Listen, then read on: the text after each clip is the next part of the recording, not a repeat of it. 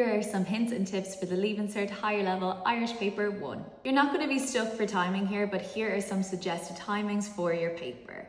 Of course, the first thing that you have to do is the Clús Tuiscint, the listening comprehension. And your listening comprehension is broke up into 3 parts.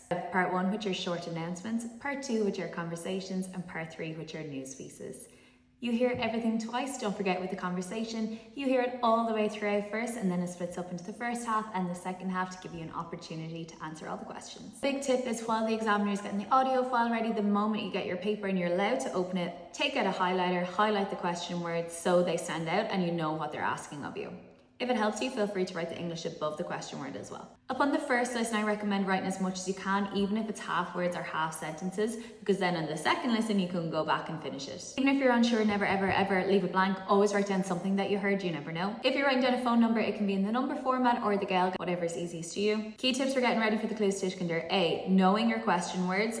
I highly recommend making out flashcards with the question word on one side, the English on the other. That's the most effective way to learn the question words, which you can use for paper 2 as well. And then the biggest thing is practice. Go online, get mock papers, do every single listening in your paper, every single listening in your book. The more the better. Also make sure to go for keywords that come up all the time, and a lot of the same words come up year after year, and here are some of the most important. Feel free to screenshot. And the second part of your paper 1 is the creative writing. As you know, it's worth 16.6%, so it's quite a chunky bit of your paper. As the majority of marks is going for your Gaeilge, you need to take your time. Make sure to read back over it after. You never know what sort of mistakes or buttons you'll find. I know I already said this in my essay video, but I highly recommend making out a little plan of action in your paper like this. You can use this template. Write down what you're going to put in your opening, your close, and your middle paragraphs.